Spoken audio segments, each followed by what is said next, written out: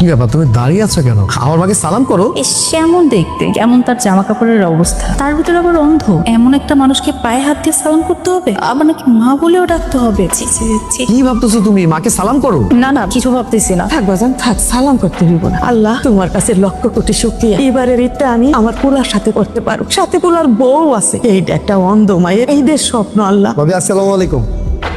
ভাবি কিন্তু দেখতে মাশাআল্লাহ অনেক সুন্দর। হ্যাঁ মাশাআল্লাহ, আলহামদুলিল্লাহ অনেক সুন্দরী। কি ব্যাপার, তুমি কাপড় গুছাইতেছো কেন? ঢাকা চলে যাবে নাকি? যেটা ভাবতেছো সেটাই।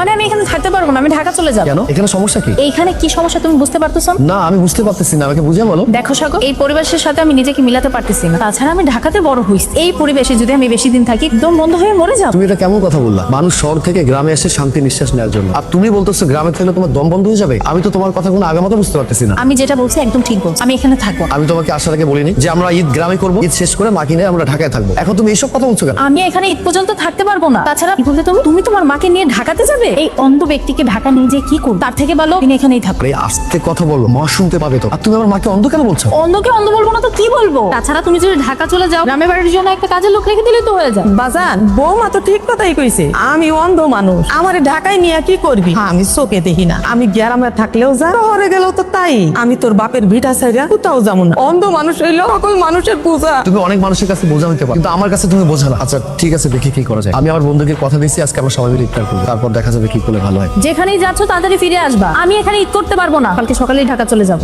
যা বাজান, দেখে শুই না যাই, আমার নিয়ে কোনো চিন্তা করতেইব না।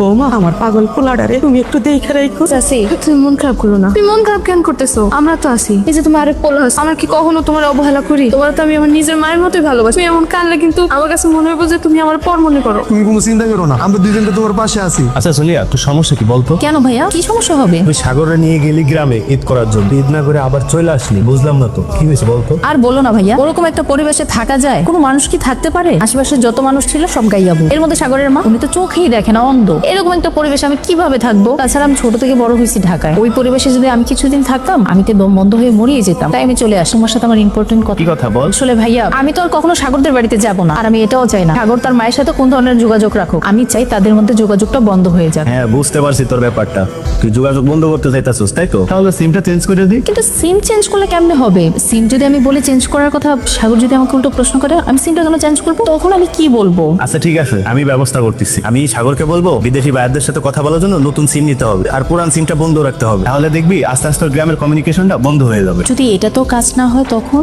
আচ্ছা তুই চিন্তা করিস না, এটাও যদি কাজ না হয় আমি অন্য ব্যবস্থা নেব। এখন আমি যাই রে, সময় নেই।